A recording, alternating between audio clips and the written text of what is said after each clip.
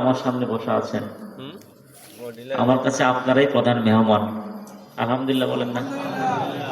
আপনি যদি আমার সামনে না বসতেন, খালি মাঠে কথা বলে দিত। আমার কাছে আপনারা প্রধান মেহমান। আল্লাহ যেন আপনাদেরকে জান্নাতের প্রধান মেহমান বানাই দেয়, আমিন বলেন। আল্লাহ আপনাদের কবুল করুন। যারা এখন আসতে পারেন না, দ্রুত এসে গেলে ভালো হবে। আমি আজকে একবারে সহজ কিছু আলোচনা করবো ইনশাল্লাহ, এবং কিছু আমলের কথা বলবো। যেহেতু রমজান মাস চলে গেছে, কেমন আমরা সহজ কথা বলবো। আমরা আল্লাহ প্রশংসা করি, বলেন আলহামদুলিল্লাহ। মহাব্বতে পড়েন আলহামদুলিল্লাহ।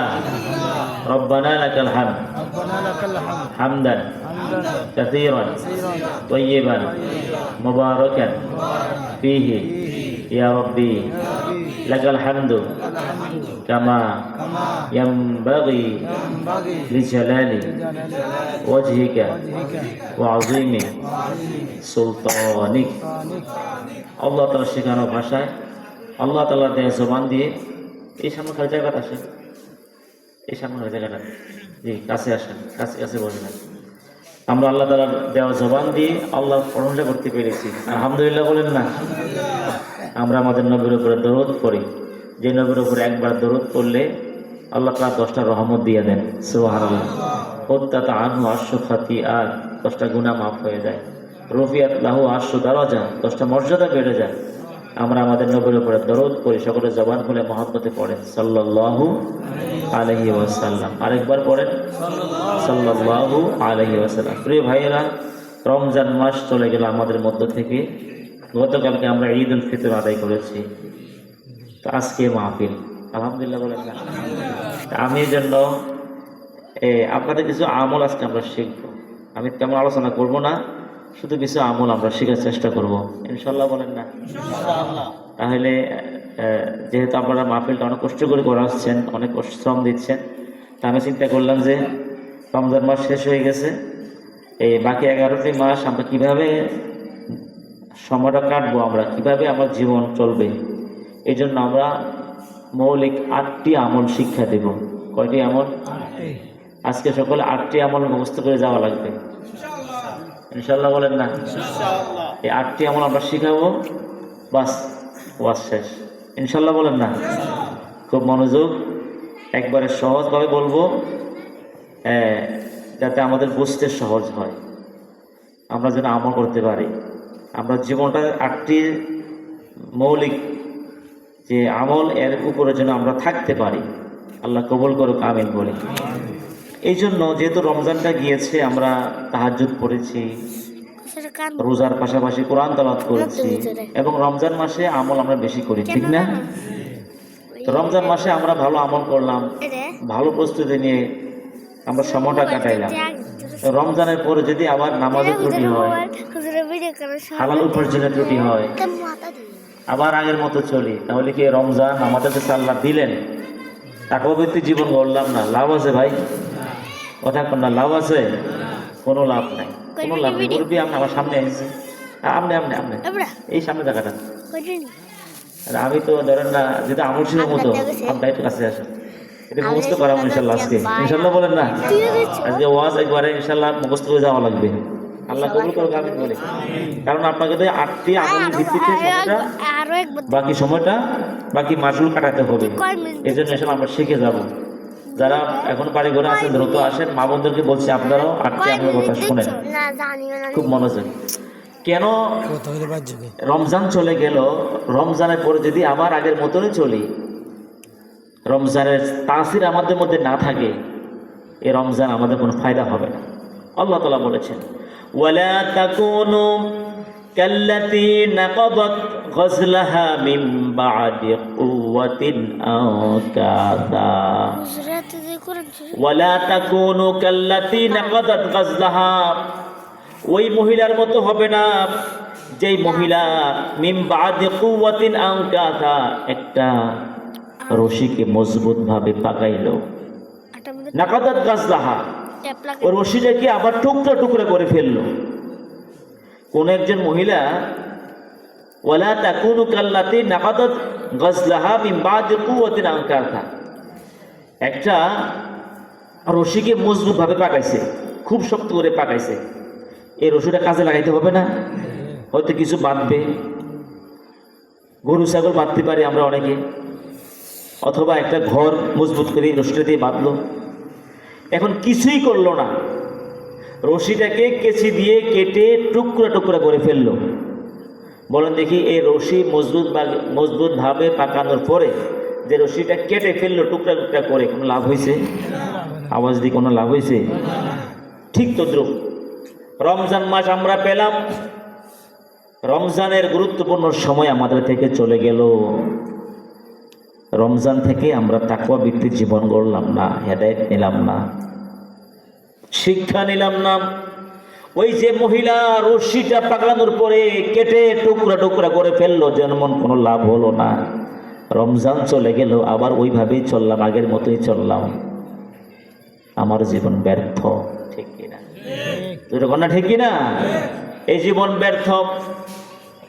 এই জন্য আল্লাহর হাবিব সাল্লাল্লাহু আলাইহি সাল্লাম বলেছেন, ইন্না আহাব্বাল আমালি ইনদাল্লাহি, আল্লাহর কাছে প্রিয় আমল হলো আদওয়ামাহু, আমলটাকে সবসময় করে যাওয়া। ওয়া ইন কাল্লা, যদিও কি হয়, কম হয়, যদিও কম হয়, কিন্তু আমলটা সবসময় করে যাওয়া, আমলটা সবসময় করে যাওয়া, এটা হচ্ছে আল্লাহর কাছে প্রিয় আমল। যেরকম না সুবহানাল্লাহ, আপনি আমলটা সবসময় করে যাচ্ছেন, যদিও কি হয়, কম হয়, আমল ছাড়ছেন না, এই আমল আল্লাহর কাছে কি প্রিয়। সুবহানাল্লাহ বলতেন না? আল্লাহর কাছে প্রিয় আমল। প্রিয় ভাইয়েরা, এই জন্য আমরা, এবং আল্লাহ তাআলা আরো বলেছেন যে আল্লাহর ইবাদত আমাদেরকে এমনভাবে করতে হবে, ওয়াবুদ রব্বাকা হাত্তা ইয়াতিয়াকাল ইয়াকিন, হাত্তা ইয়াতিয়াকাল ইয়াকিন, আল্লাহর গোলামি তোমাকে করতে হবে মৃত্যু আসা পর্যন্ত। কোন দিন পর্যন্ত? অর্থাৎ কোন সময় আল্লাহর বিধিবিধান ছাড়া যাবে না। যতদিন মৃত্যু না আসে ততদিন আল্লাহর হুকুম মেনে চলবো, ইনশাল্লাহ বলেন না? শুধু কি আল্লাহর গোলামি শুধু নামাজে নাকি? কথা কথা, শুধু কি নামাজে? ফাইজা কুদিয়াতিস সালাত ফাউতাশিরু ফিল আরদ, যখন তুমি নামাজ শেষ করবে, নামাজ শেষ হয়ে গেল, তুমি জমিনে ছড়িয়ে পড়ো। জমিন মানে হলো আপনার ব্যবসা বাণিজ্য, ক্ষেত খামার, চাকরি বাকরি, আপনার দোকান, অর্থাৎ যেই কর্মটা করি ওই কর্মটাতে তুমি চলে যাও। কিসের পরে বলেন দেখি? নামাজের আগে না পরে? নামাজ শেষ করে। এখন দেখা যায়, অর্থাৎ নামাজ চলা অবস্থায়, নামাজের সময় হলে পরে দোকান বন্ধ, ক্ষেত খামারের কাজ বন্ধ, চাকরি বন্ধ, সব বন্ধ, আগে নামাজ, ঠিক কিনা? আগে কি? আগে নামাজ। আমার ভাইয়েরা, আল্লাহ তাআলা বলেছেন, ওয়ামা খালাকতুল জিন্না ওয়াল ইনসা ইল্লা লিয়াবুদুন, মানুষ এবং জিন জাতিকে আল্লাহ সৃষ্টি করেছে একমাত্র কার গোলামির জন্য? বলেন না, কার গোলামির জন্য? নামাজ যেমন আল্লাহর গোলামি, হালাল ভাবে সম্পদ কামাই করা এটাও কার গোলামি? তলাবু কাসবিল হালালে ফরিদাতুন বাদাল ফরিদাত, হালাল পথে সম্পদ কামাই করা আরেকটি ফরজ। নামাজ যেমন ফরজ, রোজা যেমন ফরজ, হালাল ভাবে সম্পদ কামাই করাও কি শুধু ফরজ না, হালাল ভাবে সম্পদ কামাই করা বড় ফরজ। আল্লাহু আকবার। কারণ হালাল সম্পদ উপার্জন না হলে কোন ইবাদত কবুল হবে না। কথাগুলো আসবে প্রিয় ভাইয়েরা, আমার বন্ধুগণ, আমার ভাইয়েরা, আমি যে কথাটা বুঝাচ্ছি, ইবাদত আল্লাহর করতে হবে, শুধু কি নামাজ, শুধু কি রোজা? যারা ক্ষেত খামারে কাজ করবে, মা মিন মুসলিমিন ইয়াগরুসু গারসান আও ইয়াজরাউ যারআন ফায়াকুলু মিনহু ইনসানুন আও তায়রুন আও বাহিমাতুন ইল্লা কানা লাহু বিহি সাদাকা।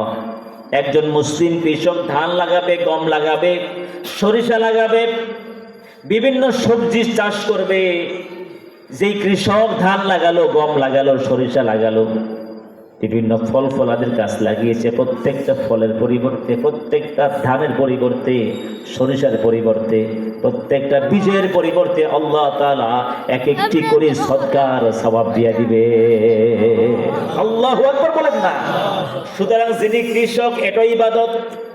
বলেন না, কৃষিকাজটাও কি ইবাদত? এমনকি আপনি ঘরে গিয়েছেন, আপনার পুত্রবধূ আছে, ছোট্ট নাতি আছে, নাতিন আছে, কান্না করতেছে, এদিক দিয়ে পুত্রবধূ পাকশাকে বসছে। এখন বাচ্চা কান্না করলে কি একজন মহিলা পাকশাক করার কষ্ট হয় না? মনোযোগ নষ্ট হয়ে যায় না? এখন আপনি ঘরে গেলেন, বাসায় গিয়ে আপনি আপনার নাতিটাকে কোলে নিলেন। পুত্রবধূ কাজের সুবিধার জন্য এই যে নাতিনটাকে কোলে নিয়েছেন, এটাও ইবাদত। কি বুঝাচ্ছিনি? এটাও কি ইবাদত? আমার ভাইরা, আপনি যে ঘুমাবেন, ফজরের নামাজ জামাতে পড়লেন আর এশা নামাজ জামাতে পড়ে ঘুমাইতে গেলেন, এশা নামাজ জামাতে পড়লে আপনি ঘুমাইলেন আর টার্গেট ফজরের নামাজ জামাতে পড়বেন। এই দুই প্রান্তের দুই নামাজ যেমন ইবাদত, আল্লাহর হাবিব বলেছেন এশা নামাজ পড়ে ঘুমাইলো আর ফজরের নামাজ জামাতে পড়লো, আল্লাহ তাআলা তাকে সারা রাত জেগে জেগে ইবাদত করলে যে সওয়াব হতো সেই সওয়াব তার আমলনামায় দিয়ে দিবে। আল্লাহু আকবার। তাহলে বোঝা গেল আমাদের ঘুমও কি? আমাদের ঘুম কি? আমাদের ঘুম ইবাদত। এমনকি বাথরুমে যাইবেন, বাথরুমে যাওয়ার সময় ঢুকবেন কোন পা দিয়ে? বাম পা দিয়ে। মসজিদের বিপরীত, মসজিদের বিপরীত বাম পা দিয়ে বাথরুমে ঢুকবেন, ডান পা দিয়ে বের হবেন।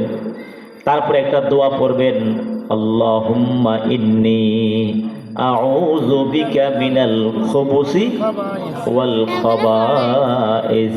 আল্লাহর হাবিব বলেছেন এই দোয়াটা পড়ে যে ব্যক্তি বাথরুমে যাবে তাকে শয়তান দেখতে পারবে না, কারণ শয়তান লজ্জাস্থান দেখে হাসাহাসি করে এবং শয়তান বাথরুমে ওয়াসওয়াসা দেয়, টয়লেটে গেলে কি দেয়? ওয়াসওয়াসা দেয়। যে ব্যক্তি এই দোয়াটা পড়ে বাথরুমে যাইবে তাকে শয়তান ওয়াসওয়াসা দিতে পারবে না। জোরে কোন সুবহানাল্লাহ। এখন সে যদি ডান পা দিয়ে বের হলো, বাম পা দিয়ে ঢুকলো, দোয়াটা পড়লো, এরপরে ঠিক মতো ইস্তেনজার পরিষ্কার পরিচ্ছন্নতা আদায় করলো, আল্লাহর হাবিব বলেছেন এই যে সে বাথরুমে গিয়েছে এটাও তার ইবাদত হয়ে গেছে। সুবহানাল্লাহ বলে না? বাথরুমটা কি হয়ে গেছে? ইবাদত হয়ে গেছে। আল্লাহু আকবার বলবেন না? আল্লাহু আকবার বলবেন না? অর্থাৎ মানুষের 24টা ঘন্টাই কি আমাদের ঘুম কি? আপনি শোয়ার সময় কোন কাঁধে শুইবেন? সকলে কয় না। কোন কাঁধে? ডান কাঁধে শুইবেন। আজকে মেডিকেল সায়েন্স প্রমাণ করেছে ১৫০০ বছর আগে আল্লাহর হাবিব বলেছেন ডান কাঁধে শোয়ার জন্য। আজকে মেডিকেল সায়েন্স প্রমাণ করেছে আমাদের ফুসফুস, হার্ট, আমাদের কলিজা এগুলো বাম দিক দিয়ে লাগানো। কোন দিক দিয়ে লাগানো? কি হার্ট বাম স্তনের নিচে হার্ট, এখানে হার্ট না আমাদের, এখানে আমাদের হার্ট। আমার ভাইয়েরা, আপনি যদি ডান কাঁধ হয়ে শোন, আপনার ফুসফুস এবং হার্ট এগুলো ঝুলন্ত থাকবে, অর্থাৎ শ্বাস প্রশ্বাসের সহজ হবে। যদি আপনি বাম কাঁধ হয়ে শোন, এগুলো চাপা পড়ে থাকবে। এইভাবে বাম কাঁধে সবসময় শুইলে একটা পর্যায়ে আপনার অনেক ক্ষতি হবে। আজকে মেডিকেল সায়েন্স প্রমাণ করেছে, অথচ নবী কথাটা বলে গেছেন ১৫০০ বছর আগে। আল্লাহু আকবার বলেন। এবার সকলে জবাব দেন, আমরা কোন কাঁধ হয়ে শুইব? এটাও কি বলেন না? এটাও কি ইবাদত? এবার আপনি একটা সেকেন্ড আমাদের ইবাদতের বাইরে, সুবহানাল্লাহ বলেন না? যদি আমরা কোরআন সুন্নাহ ভিত্তিক আদায় কাজটা করতে পারি, আমি যে কাজটা করব, আমার যত কাজ, ব্যবসা ইবাদত না? আত-তাজিরু সাদাকুল আমিনু মা'আন নাবিয়িনা ওয়াস সিদ্দিকিনা ওয়াশ শুহাদা। যারা হালাল ব্যবসায়ী, যারা হালাল ব্যবসায়ী তারা নবী, সিদ্দিক, শহীদদের সাথে জান্নাত পেয়ে যাবে। সুবহানাল্লাহ বলেন না? কি ব্যবসায়ী? সকলে জবাব দেয় না। কি ব্যবসায়ী? ওজনও কম দেয় না, তেলে ভেজাল দেয় না, 2 নম্বরই করে না, সঠিকভাবে মেপে দেয়। হালাল ব্যবসায়ী যারা হবে নবী, সিদ্দিক, শহীদদের সাথে জান্নাত পাবে। আল্লাহু আকবার। তার মানে কি ব্যবসাও কি ইবাদত? ঠিক কিনা? ব্যবসাও কি ইবাদত? মানুষের 24টা ঘন্টায় ইবাদত হবে যদি আল্লাহর বিধান মোতাবেক চলতে, বাস আমার জীবন সার্থক। ঠিক কিনা কথা? আমার ভাইয়েরা, আজকে আমরা শিখব, রমজান চলে গেল, রমজানের পরবর্তী সময়টা আমরা কিভাবে কাটবো, কিছু সহজ আজকে ওয়াজ করব। আমার বন্ধুগণ, তবে যদিও ওয়াজগুলো সহজ, কিন্তু আমাদের জীবন পরিবর্তনের জন্য যথেষ্ট হয়ে যাবে। সুবহানাল্লাহ বলেন। আমার ভাইয়েরা, প্রথম যে কাজটা, এই যে রমজান চলে গেল, আমাদেরকে রোজা আসছে, আমাদেরকে তাকওয়া শিক্ষা দিতে। কি শিক্ষা দিতে? লাআল্লাকুম তাত্তাকুন। আল্লাহু আকবার। তাকওয়া শিক্ষা দিতে রোজা আসছে আমাদেরকে। এই জন্য প্রথম আমাদের আমল হচ্ছে তাকওয়া ভিত্তিক জীবন যাপন। এক নাম্বার কি বলছি বলেন? তাকওয়া ভিত্তিক জীবন যাপন করতে হবে। কি ভিত্তিক? তাকওয়া ভিত্তিক জীবন যাপন করতে হবে। তাকওয়া ভিত্তিক জীবন যাপন করলে আল্লাহ তাআলা আপনাকে দুনিয়ার মধ্যে তাকওয়া ভিত্তিক জীবন যাপন করলে তাকওয়ার 3টি পুরস্কার আছে। বলেন কয়টি পুরস্কার? আগে পুরস্কারটা বলে দেই। প্রথম হলো তাকওয়া ভিত্তিক জীবন যাপন করলে, তাকওয়া বুঝেন তো আগে, তাকওয়া মানে কার ভয়? জোরে কয় না, কার ভয়? শুধু কি মুখে মুখে ভয়? বাস্তব আমি যে কাজটা করছি এটা কি আল্লাহ আমাকে সওয়াব দেবে কিনা, গুনাহ হবে? আমি যে কর্মটা করছি হালাল কিনা? আমি যে মুখের ভাষাটা ব্যবহার করছি হালাল কিনা? আমি আমার যে কার্যক্রম আমি করতেছি এটা আল্লাহ গ্রহণ করি কিনা? জবাবদিহিতার সাথে আল্লাহকে ভয় করতে হবে। আমার ভাইয়েরা, এটা তাকওয়ার অর্থ। তাকওয়ার আরেকটা অর্থ বলবো, তাকওয়া মানে আল্লাহ সচেতন। তাকওয়া মানে কি? কি সচেতন? আল্লাহ সচেতন মানে কি? আমি বললাম এই লোকটি, আমি বললাম কি নাম ভাইয়ের? কেফায়েত ভাই, হাফেজ কেফায়েত ভাই। আমি বললাম যে উনি স্বাস্থ্য সচেতন। উনি কি? তো স্বাস্থ্য সচেতন হলে একবারে গলা পর্যন্ত খাওয়া যাবে? একটা বাক্য করতে ব্যাখ্যা পাইতে কর। জোরে কয় না। কয় ভাগ? এক ভাগ খাবার, আরেক ভাগ পানি, আরেক ভাগ খালি। এটা আজিমত। এই সুন্নাহটা কি আজিমত? আর যদি কেউ কঠোর পরিশ্রম করে, মাটির কাজ করে, ইটের কাজ করে, কনস্ট্রাকশনের কাজ করে,